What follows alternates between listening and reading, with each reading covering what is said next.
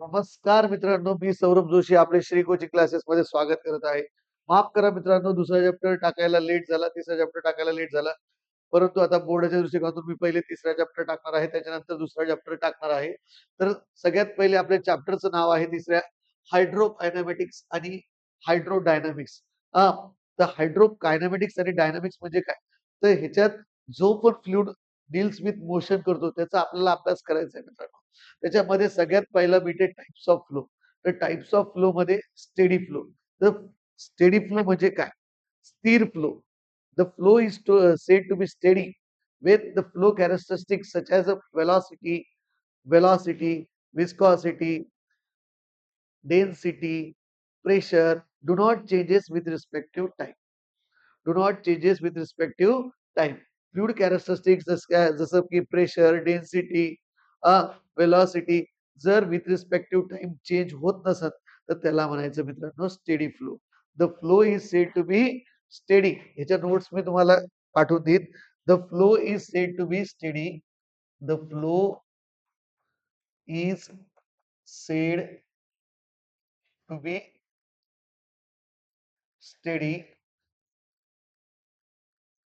if fluid characteristics fluid characteristics fluid characteristics such as density,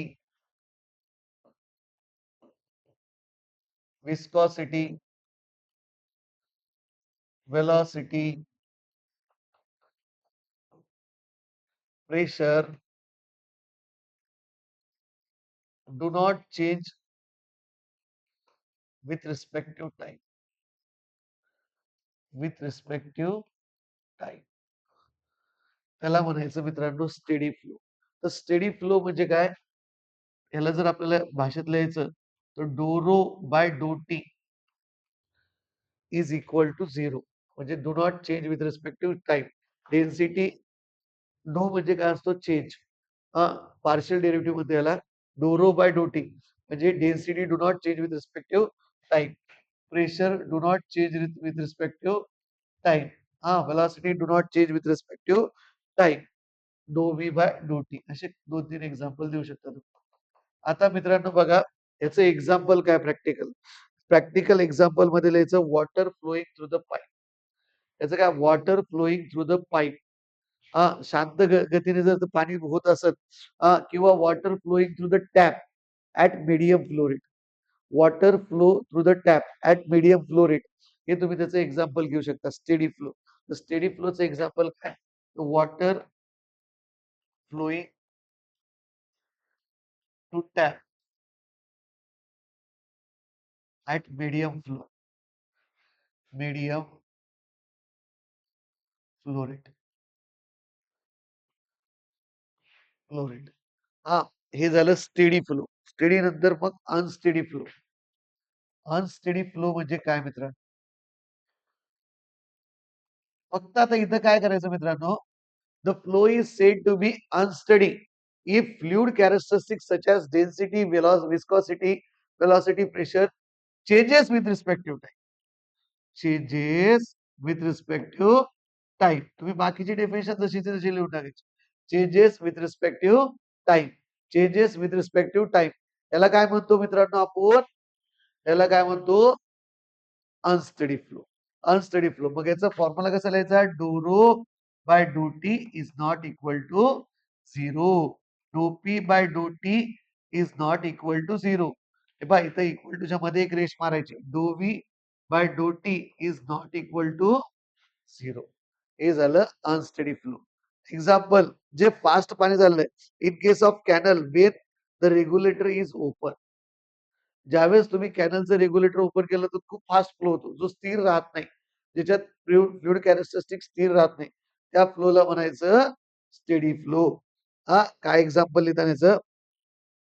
example, in case of canal, in case of canal canal when the regulator is open. म्हणजे इथं स्थिर flow नाही, त्याला तुम्ही म्हणू शकता unsteady flow. Just just याचे screenshot मारू शकता तुम्ही मित्रांनो. नंतर पुढचं बघा. हे झालं. आता बघायचं युनिफॉर्म आणि नॉन युनिफॉर्म. युनिफॉर्म फ्लो म्हणजे काय? युनिफॉर्म फ्लो आणि नॉन युनिफॉर्म फ्लो. आता युनिफॉर्म फ्लो म्हणजे काय मित्रांनो? हा एक स्थिर फ्लो. समज एकसारख्या डायमीटरच्या पाईप मधून जर फ्लो होत असेल त्याला काय म्हणू आपण? Uniform flow. एकसारख्या पाईपच्या डायमीटर मधून जर फ्लो होत असेल म्हणजे जागा चेंज होत नाही. दिसतं आपलं हे जागेचा स्पेस जो आहे तो चेंज होत नाही. त्याला म्हणायचं आपण युनिफॉर्म फ्लो. आणि नॉन युनिफॉर्म म्हणजे जर एरिया चेंज होत असेल त्याला म्हणायचं नॉन युनिफॉर्म फ्लो. एरिया जर चेंज होत असेल तर त्याला काय म्हणायचं मित्रांनो? Non uniform flow. मग याची डेफिनेशन काय? The flow which in which the velocity at a given time does not changes with respect to space. The flow in which the flow in which velocity velocity at a given time at a given time do not change with respect to space. Respect to space. Then it is called as then it is called uniform flow. Uniform flow. Then it is called uniform. For example, flow through same diameter pipe.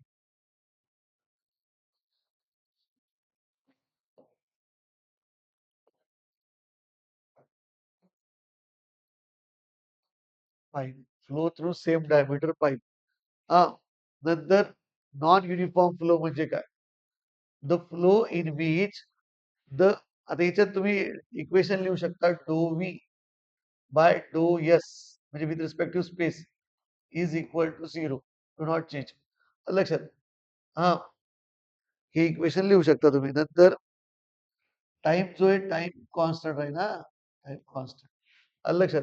नंतर the flow in which the velocity at a given time changes with respect to space. इथं फक्त काय करायचं पूर्ण definition मध्ये changes पूर्ण definition double लिहायची. Changes with respect to space. Then it is called as a non-uniform flow. Changes with respect to space. Then it is called as a non-uniform flow. Example, flow through varying cross section. Flow through varying cross section. Sectional pipe. Varying cross sectional pipe. बघा मित्रांनो. आता हे झालं तुमचं. आता पुढचं बघू. ह्याच्यात मग हे इक्वेशन लिहून टाकायचं. Do v by do s is not equal to 0. T is equal to const. आलं लक्षात. आता बघा next. Uniform flow non uniform flow झालं. आता बघा मित्रांनो नेक्स्ट लॅमिनार आणि टर्बुलंट. Laminar flow. लॅमिनारला स्ट्रीम लाईन पण म्हणते. Stream line.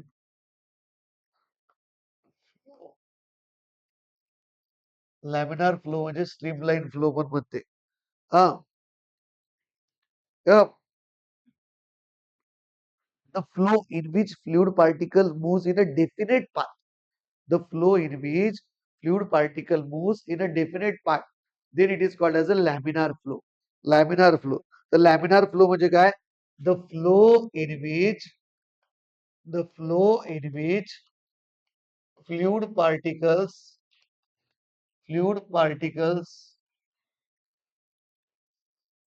moves in definite path. In definite path. Then it is called as a called laminar. The flow in which the fluid particles moves in a definite path, then it is called as a laminar.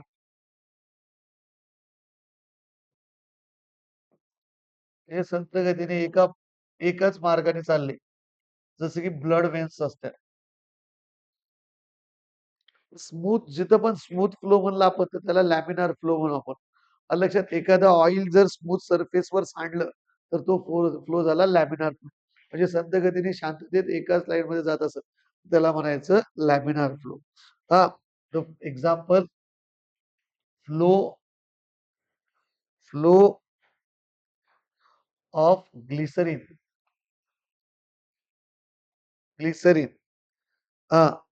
Oil on on kitchen floor.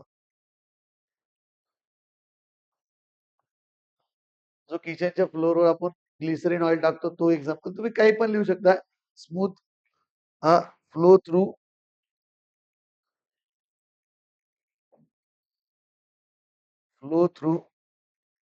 Blood veins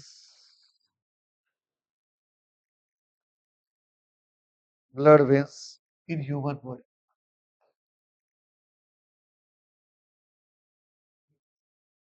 हे झालं laminar. Laminar flow नंतर पुढचा flow बघा मित्रांनो. त्याचा screenshot मारू शकता तुम्ही. लॅमिनार फ्लो नंतर पुढचा फ्लो बघा, turbulent flow. Turbulent flow.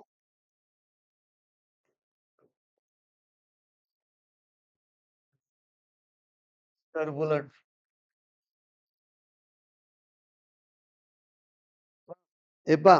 The flow is said to be turbulent if the fluid particles do not flow in a single path. म्हणजे एकाच पाथ मध्ये जर मूव्ह होत नसत तर त्याला म्हणायचं टर्बुलंट फ्लो. झिगझॅग वेनी मूव्ह होत असत. The flow in which the flow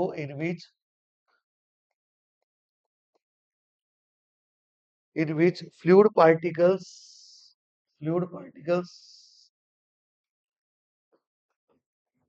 moves in a zigzag way. Moves in zigzag way. Not move in definite path. Not move in a definite path.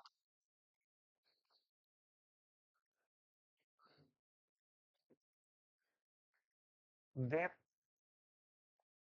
it is called as then it is called as then it is called as turbulent turbulent turbulent. Then it is called as a turbulent. आता example, हे पहा, जे पण प्रेशरनी flow असतो, जो पण flow प्रेशरने असतो त्याला म्हणायचं टर्बुलंट फ्लो. त्याला काय म्हणायचं? Turbulent flow. हा, तर याच्यात example, the flow in the river at the flood. The flow in the river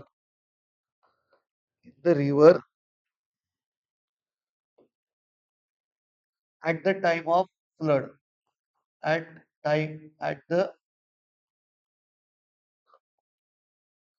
at the time of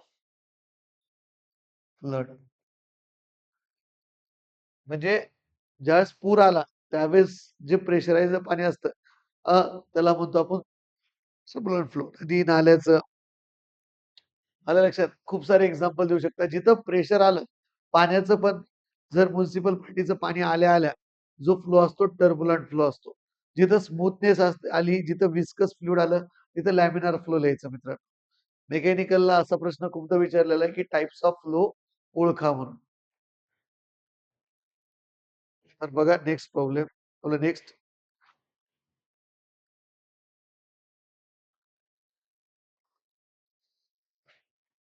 compressible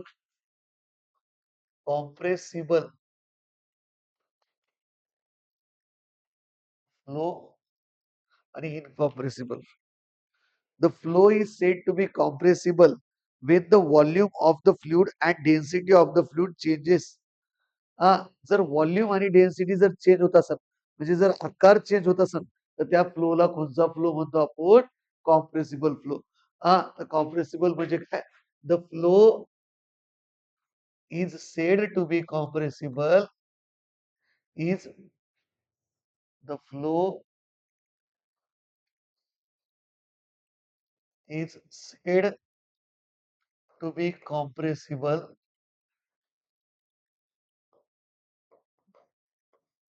compressible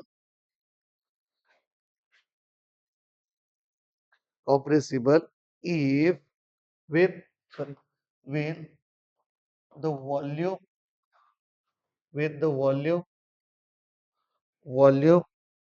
of the fluid and density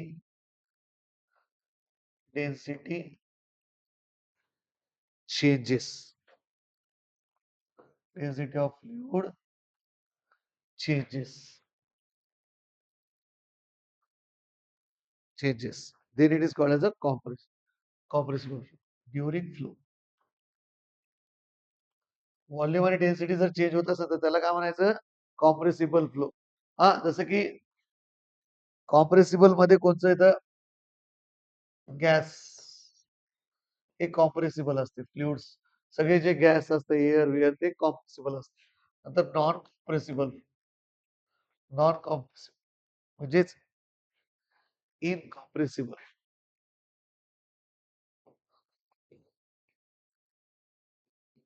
त्याला शब्द काय? नॉनला incompressible flow.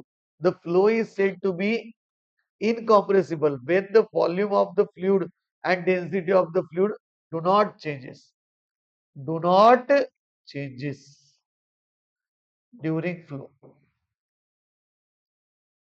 Then it is called as a incompressible fluid किंवा non compressible fluid. तर इनकॉम्प्रेसिबलचं example practically नाही, पण आपण लिक्विडला समजतो incompressible. Liquid as a incompressible. प्रत्येक गोष्ट थोडीफार तरी कॉम्प्रेस होतेच, पण ते आपण लिक्विडला काय समजायचं? इनकॉम्प्रेसिबल.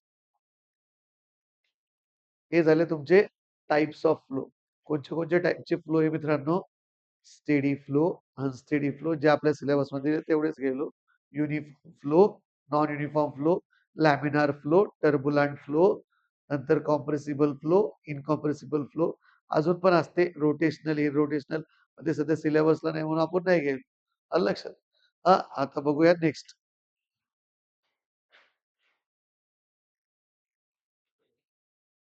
आता next concept Reynolds number. Reynolds number.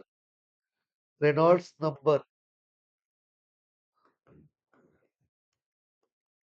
ची definition. It is the ratio of it is the ratio of it is the ratio of inertia force to the viscous force. It is the ratio of inertia force to the viscous force. It is the ratio of inertia force to the viscous force. It's called as the Reynolds number. It is the ratio of inertia force to the viscous force. It's called as a Reynolds number. It is denoted by NRE, inertia force to viscous force.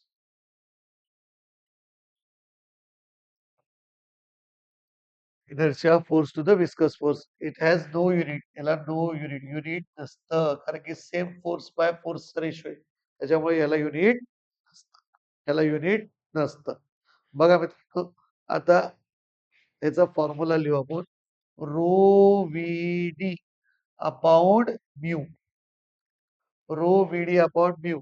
Row म्हणजे density असतं, v म्हणजे velocity असतं, d म्हणजे diameter असतं आणि mu म्हणजे viscosity असतं. तर रो व्ही डी. बघा मित्रांनो, म्यू ला जर जसं तसं ठेवलं, व्ही डी